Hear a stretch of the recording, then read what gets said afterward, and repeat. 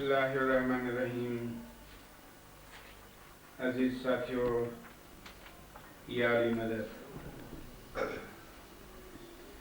علم کا معاملہ بڑا عجیب و غریب ہے، اور جس طرح دنیا میں سب سے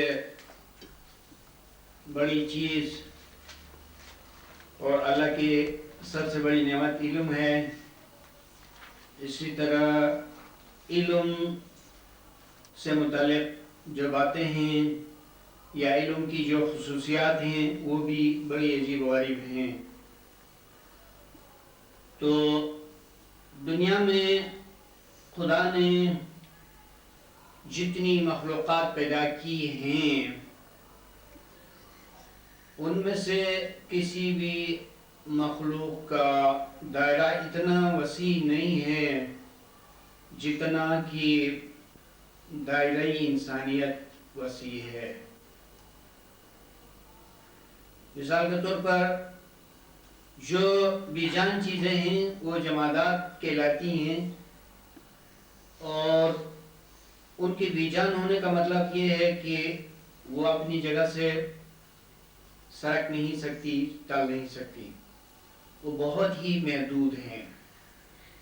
اس کے بعد نباتات جن چیزوں کو کہا جاتا ہے اس کے دائرے کو دیکھیں کسی قدر ان کا دائرہ وسیع اس معنی میں ہے کہ ان میں نشو نمائی کی طاقت ہے، وہ پھلتی پھولتی ہیں. اس کے بعد حیوان کی طرف آئیے اور دیکھیں کہ اس کا دائرہ نباتات کی نسبت زیادہ وسیع ہے، اس لیے کہ حیوان میں حرکت پائی جاتی ہے، اور اس حرکت کے غلبوتے پر حیوان اپنے دائرے کو وسیع تر بناتا ہے. اس کے بعد انسان کی طرف آئے تو آپ کو ایک وسیع کائنات ملے گی انسان کے نام سے، کیونکہ انسان کہنے کے باوجود انسان اور انسان میں بڑا فرق پایا جاتا ہے، لہذا جو انسانیت کا دائرہ ہے وہ بے پناہ وسیع ہے.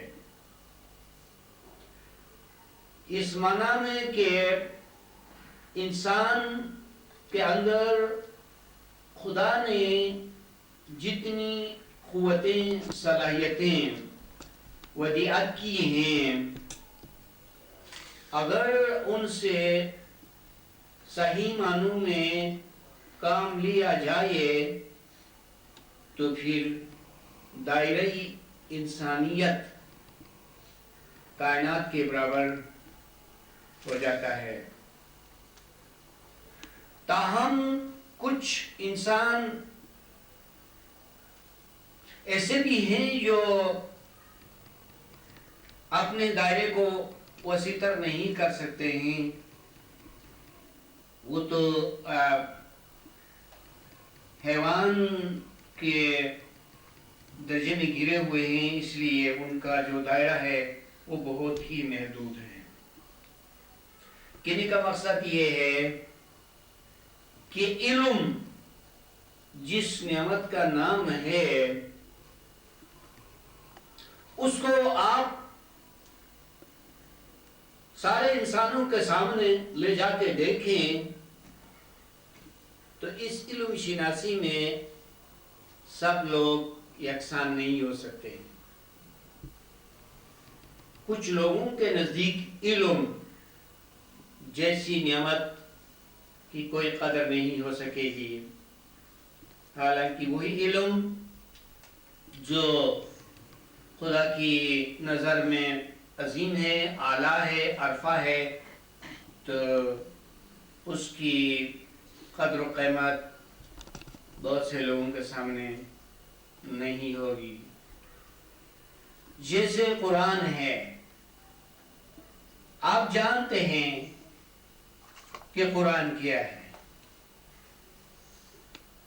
قرآن بھی مثل و بی نظیر معجزہ ہے، بلکہ یہ ایک معجزہ نہیں، معجزات کی ایک کائنات ہے کہ اس کے اندر ہر آیت ایک عظیم معجزہ ہے۔ لیکن اس کے باوجود دنیا میں کتنے لوگ ہیں جو اس معجزے کو معجزے کے طور پر لیتے ہیں، اور مسلمانوں کے سوا کوئی اس کتابی سماوی کا قدردان نہیں، اور مسلمانوں میں بھی البتہ فہم القرآن کے اعتبار سے مختلف درجے ہو سکتے ہیں، تاہم سب کے نزدیک اس کی عظمت و بزرگی مسلمہ ہے۔ لیکن خداوند عالم نے جب ایک بی نظیر اور بی مثیل کتاب نازل فرمائی تو اس کے ساتھ ساتھ یہ اہتمام بھی کیا کہ اس پر روشنی ڈالنے کے لیے ایک نور ہو۔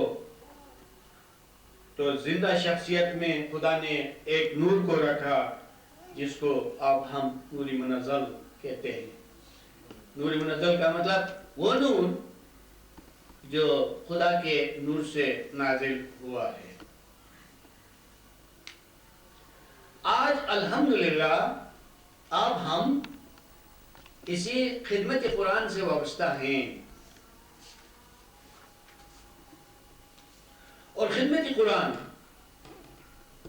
اس دور میں بہت بڑی اہمیت رکھتی ہے۔ کیوں؟ کیا اس سے پہلے قرآن کی خدمت کی اہمیت نہیں تھی؟ لیکن یہ زمانہ ایک ایسا زمانہ ہے کہ جس میں بہت سے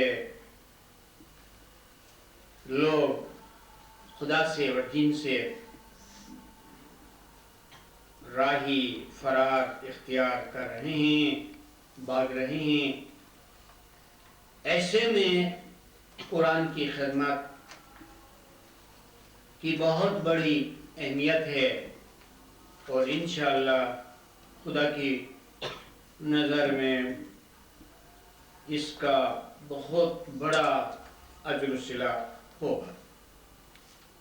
سو ہم کہہ سکتے ہیں کہ خوش نصیب ہیں ہمارے وہ تمام ساتھی جو شرق و غرب میں رہتے ہیں اور اس خدمت سے وابستہ ہیں، اس خدمت کو آگے بڑھانے کے لیے کوششیں جاری رکھ رہے ہیں۔ آپ ذرا سوچئے کہ اس خدمت میں سارے اسلام کی نمائندگی ہے، تمام فرقوں کی نمائندگی ہے، جماعت کی نمائندگی ہے، ملک کی نمائندگی ہے، انسانیت کی نمائندگی ہے۔ تو اس میں بہت ساری سعادتیں جمع ہیں جو ہم اس کام کو کر رہے ہیں۔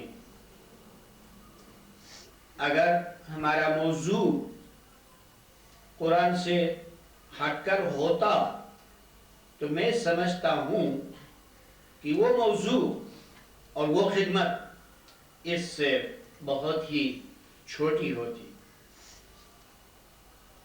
دنیا میں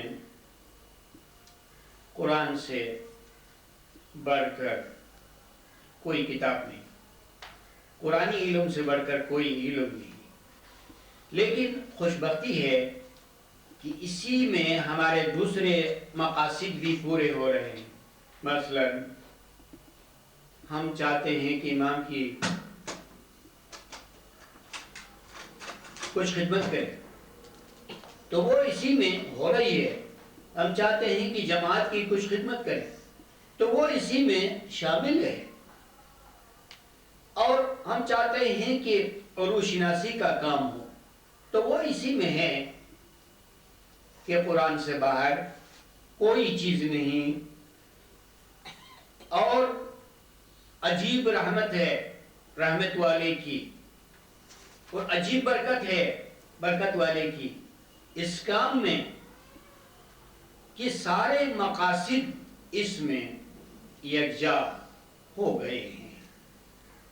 آپ نہیں سوچ سکتے ہیں کہ کوئی مقصد اس سے باہر ہے، کوئی ضروری علم اس سے باہر ہے۔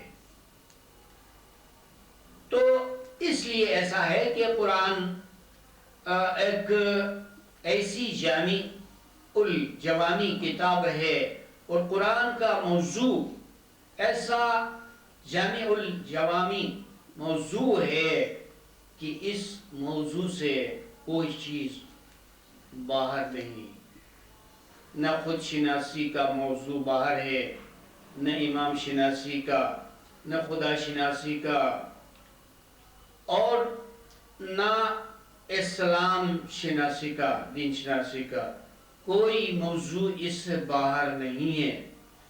ہم نے سوچا ہے اور بارہا سوچا ہے۔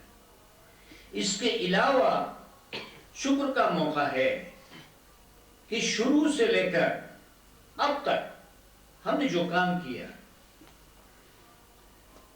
اس کا ٹوٹل، اس کا مجموعہ دیکھا جائے تو قرآن پر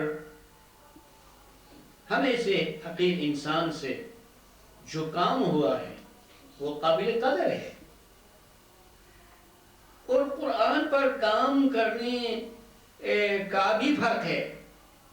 ہم نے قرآن پر جو کام کیا ہے وہ تفسیر و ترجمہ کا کام نہیں ہے، وہ حکمت کا کام ہے، وہ وزڈم کا کام ہے۔ تفسیر اور ترجمے میں کیا کمی ہے؟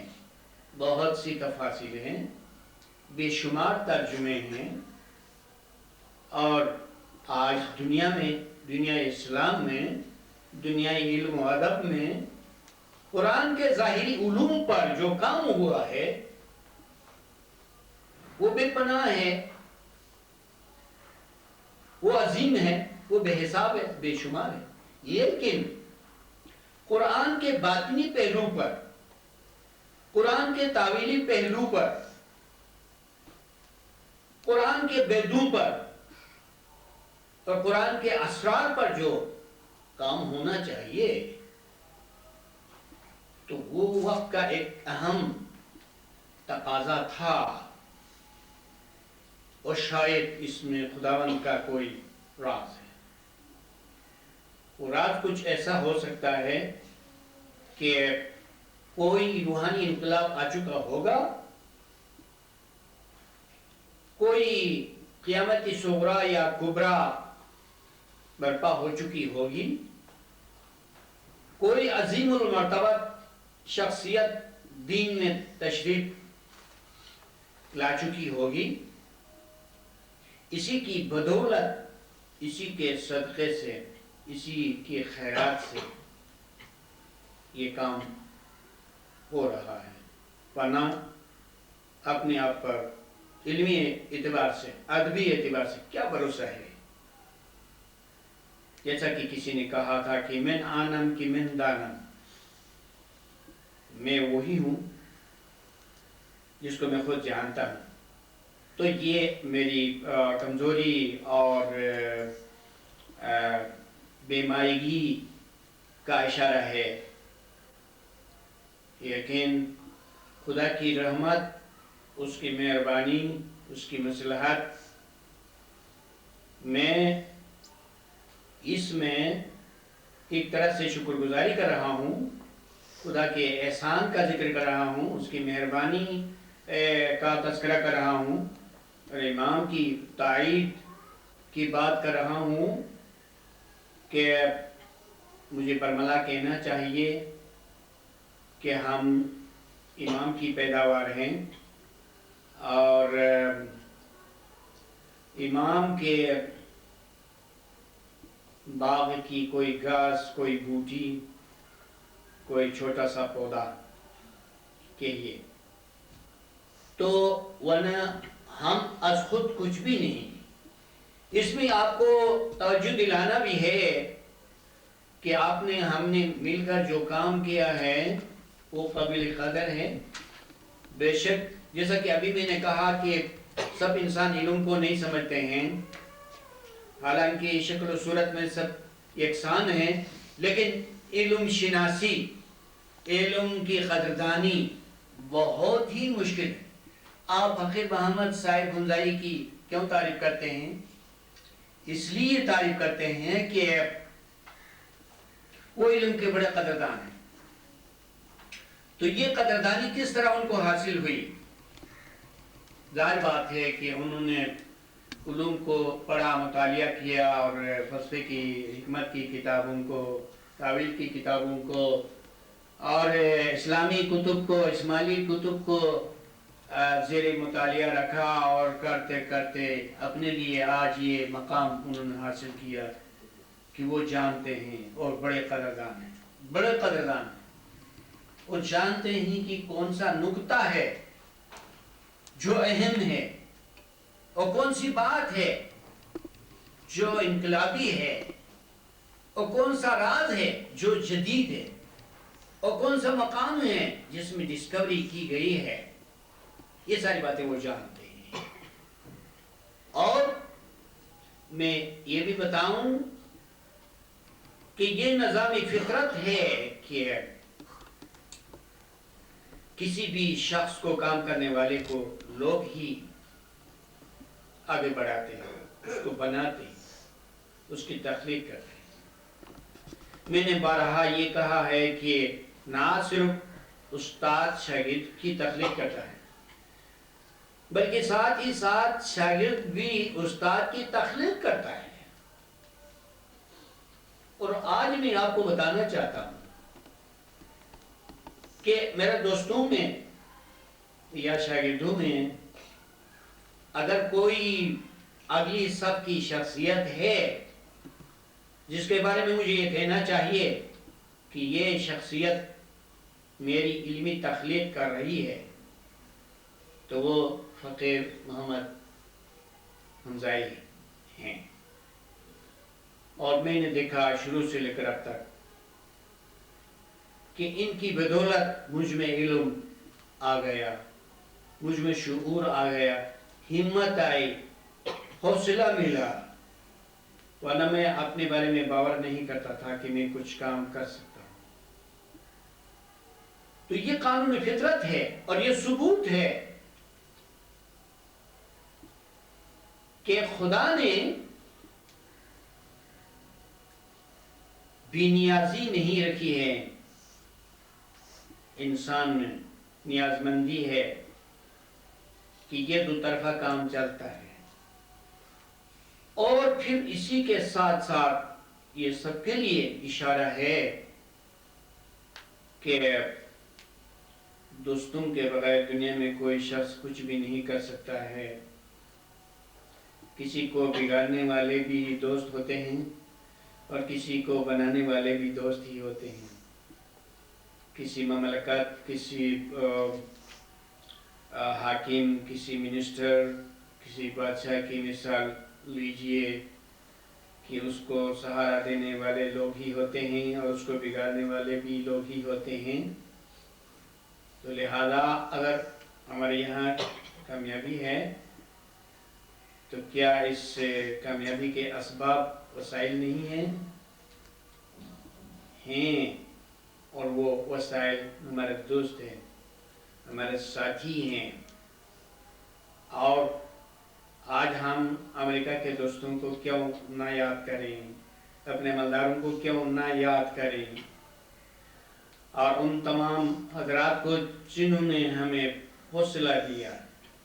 ظاہر بات ہے کہ انسان کی جب حوصلہ شکنی ہوتی ہے اور پھر اس کے جواب میں کوئی حوصلہ افزائی سامنے سے نہ ہو تو وہ انسان حوصلہ شکن ہو جاتا ہے اور مایوس ہوتا ہے، اور وہ عجیب قسم کی نفسیات میں مبتلا ہو کر ختم ہو جاتا ہے.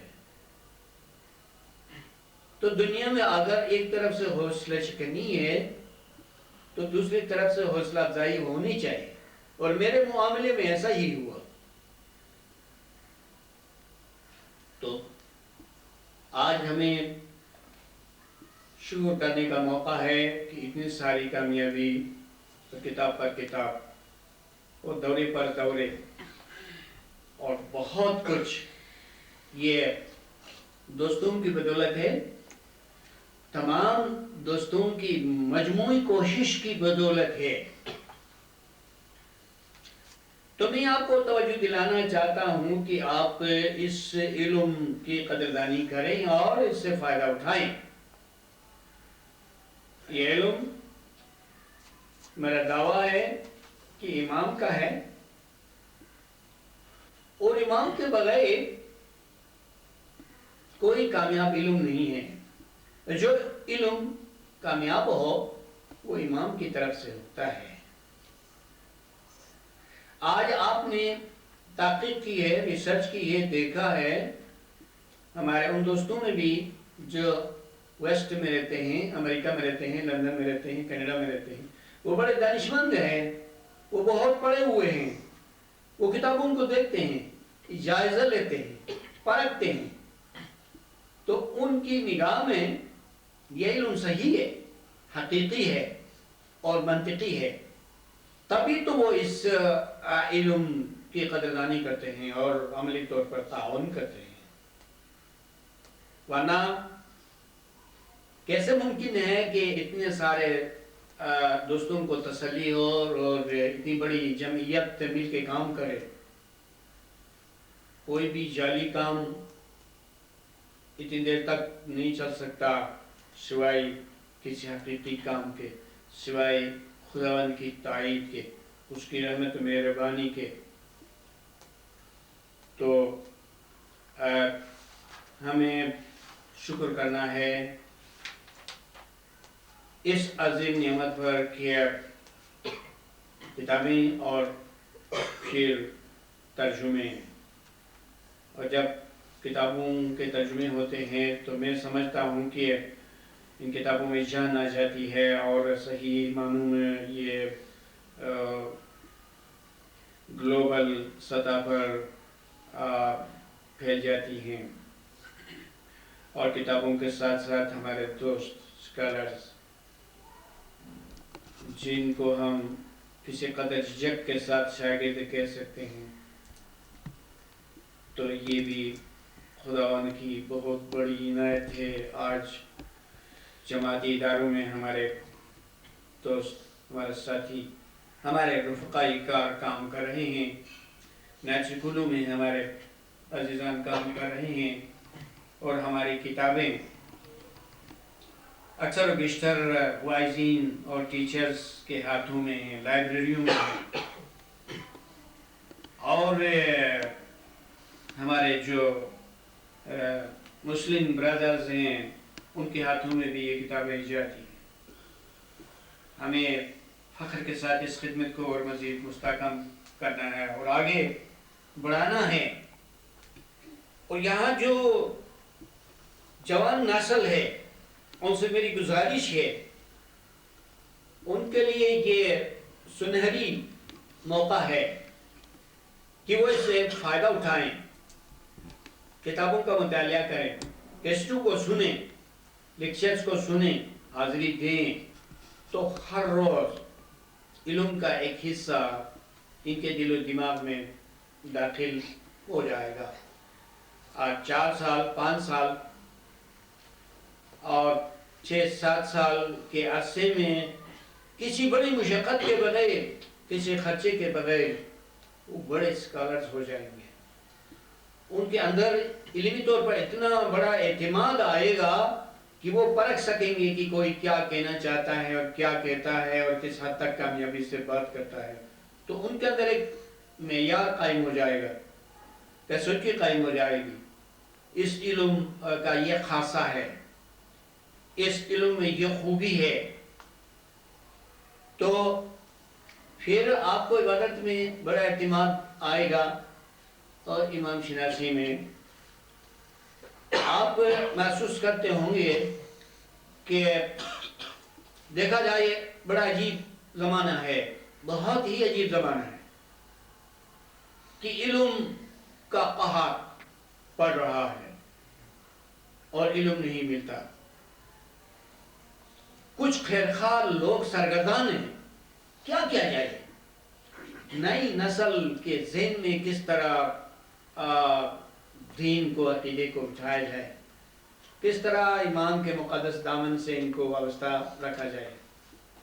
بڑے پریشان ہیں جو خیرخواہ ہیں، جو باشعور ہیں، جو جانتے ہیں اس کمی کا، جن کو احساس ہے. اس سے پتہ چلتا ہے کہ واقعاً یہ خداوند کا بہت بڑا امتحان ہے، امتحان کا وقت ہے.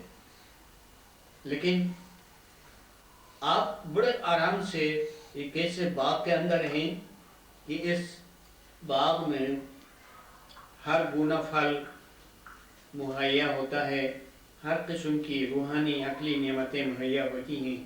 بڑے آرام سے نعمتوں کو آپ حاصل کرتے رہتے ہیں.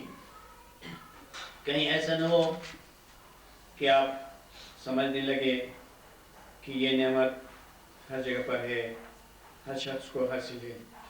ایسا نہیں ہے، سوچنے کی ضرورت ہے. تو کسی نعمت کی قدردانی کے لیے آگے پیچھے دائیں بائیں دیکھنا ہوتا ہے کہ یہ نعمت کیسی نعمت ہے، اور دنیا میں کتنے لوگوں کو یہ نعمت حاصل ہے، اور کتنے لوگ ہیں جو اس نعمت سے محروم رکھے گئے ہیں. یہ انسان کا فرض بنتا ہے. تو پھر آپ کو عبادت کی بہت بڑی فکر ہے اور ہونا چاہیے.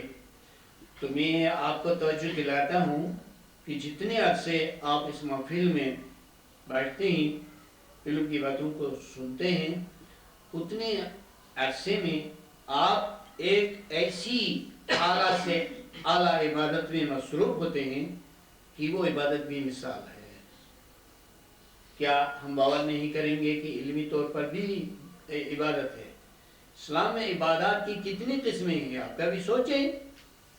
عبادت نہیں ہے، عبادات ہیں، یعنی بہت سی عبادتیں ہیں. ٹھیک ہے، جو شریعت کے مقام پر عبادت ہے وہ بھی عبادت ہے، جو طریقت کے مقام پر ہے، جو حقیقت کے مقام پر ہے. لیکن جو علمی عبادت ہے وہ تو بہت بڑی عبادت ہے. پردوں کو چاک کرنے والی عبادت، تاریکیوں کو دور کر دینے والی عبادت، شکوک و شبہات کا ازالہ کرنے والی عبادت، خدا سے واصل کر دینے والی عبادت، اور بحث سے قریب تر کر دینے والی عبادت، مسرت و شادمانی دلانے والی عبادت، اور ایسی عبادت جو رضائے الہی کا باعث ہے، وہ عبادت علمی ہے اور عقلی ہے. تو انسان دوسری مخلوقات پر ممتاز کس بنا پر ہوا؟ عقل و دانش کی وجہ سے نا.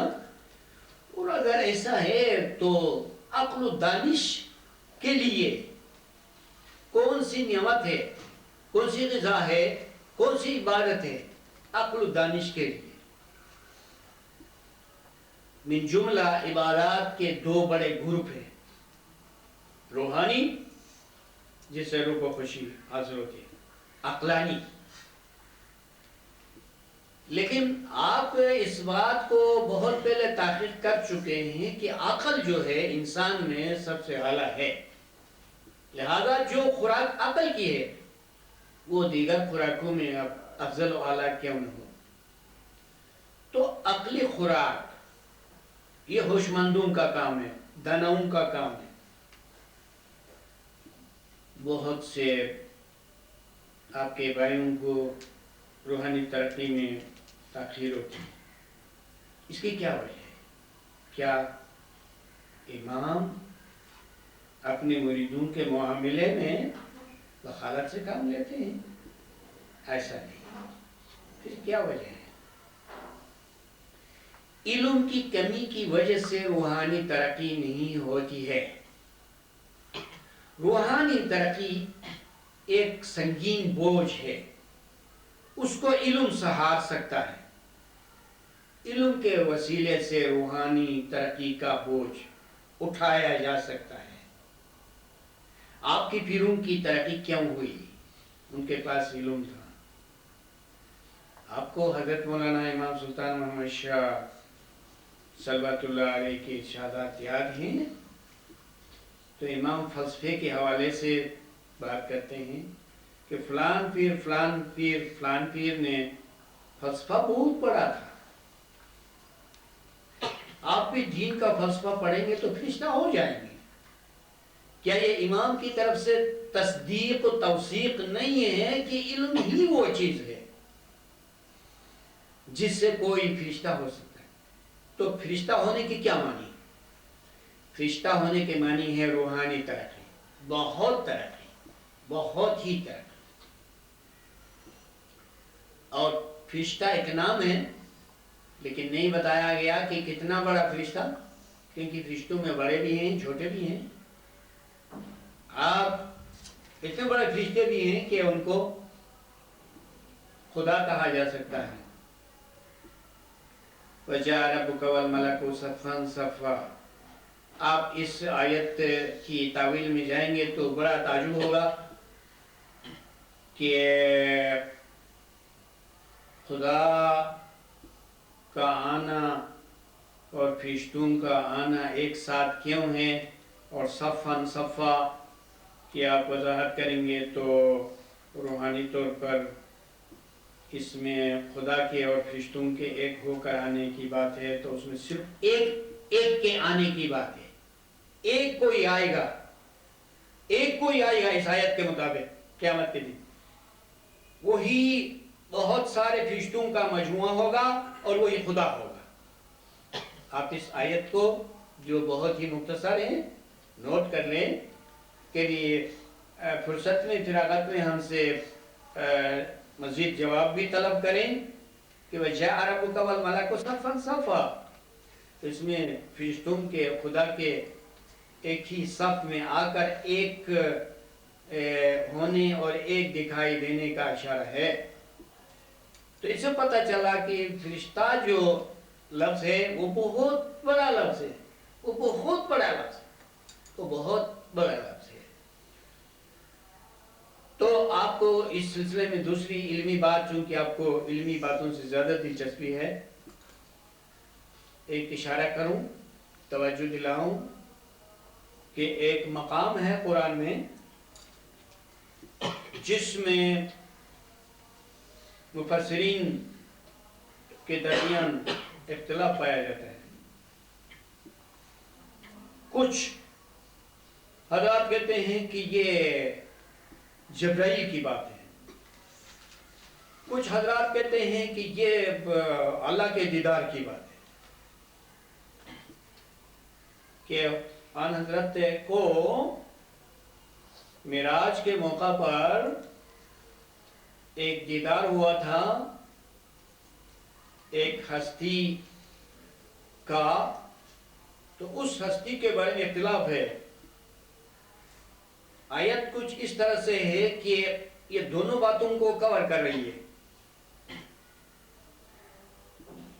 کچھ اس انداز سے ہے کہ آپ اس کو فرشتہ کہہ سکتے ہیں، اس کو خدا کہہ سکتے ہیں، دونوں باتیں صحیح ہیں۔ لیکن کچھ حضرات نے اس کو فرشتے کے طور پر لیا، کہا کہ یہ تو فرشتے کی بات ہے کہ حضور نے جبرائیل کو اپنی اصلی شکل میں دیکھا تھا، یہی بات ہے۔ کچھ نے کہا کہ نہیں، یہ تو جبرائیل تو نہیں ہو سکتا ہے، یہاں پر بہت بڑی بات کہی گئی ہے، لہٰذا یہ خدا کا دیدار ہے۔ تو ہم کہتے ہیں کہ جب خدا نے بات ہی ایسی بنائی کہ وہ کلیئر جبرائیل کی بات بھی نہ ہو اور کلیئر خدا کی بات بھی نہ ہو، بلکہ دونوں کو کور کرے، تو یہ ثبوت ہے فرشتے کی عظمت کی۔ اور اسی طرح انسان بھی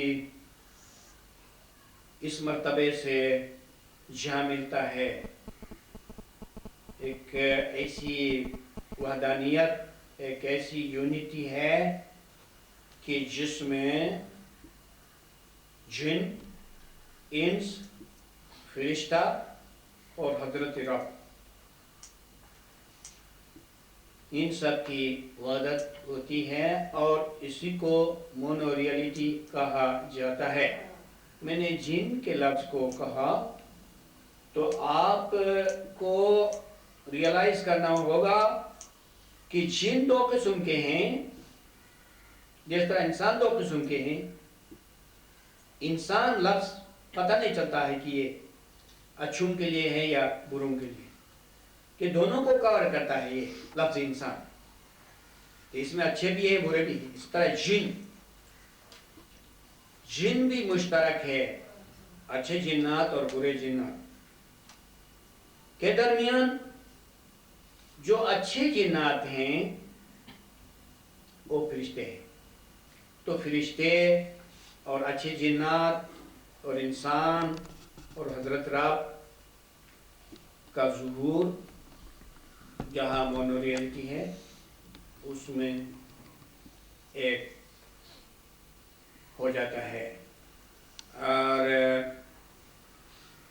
علم کی باتیں شروع کریں اور آپ اسی طرح انہماک سے سنتے جائیں تو شاید یہ باتیں کبھی ختم نہ ہو۔ اس لیے ہم خود کو مجبور کریں گے گفتگو کو ختم کرنے کے لیے، یہ کہ ہم شکر گزار ہیں اپنے محترم عزیز اور محترمہ نفیسہ کی تشریف آوری پر۔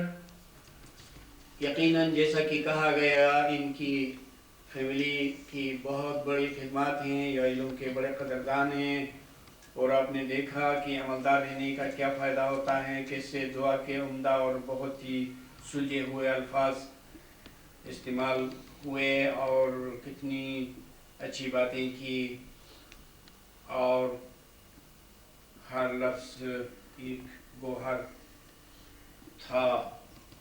اور ہم یاد کریں گے اپنے ان مہمانوں کو، ہمیں بہت ہی عزیز ہیں، اور ان کے عزیز ہونے کی دو وجہیں ہیں، ایک تو ذاتی طور پر اور دوسرا ان کے خاندان کی بنا پر کہ نوردین راجپری کے بڑی خدمات ہیں۔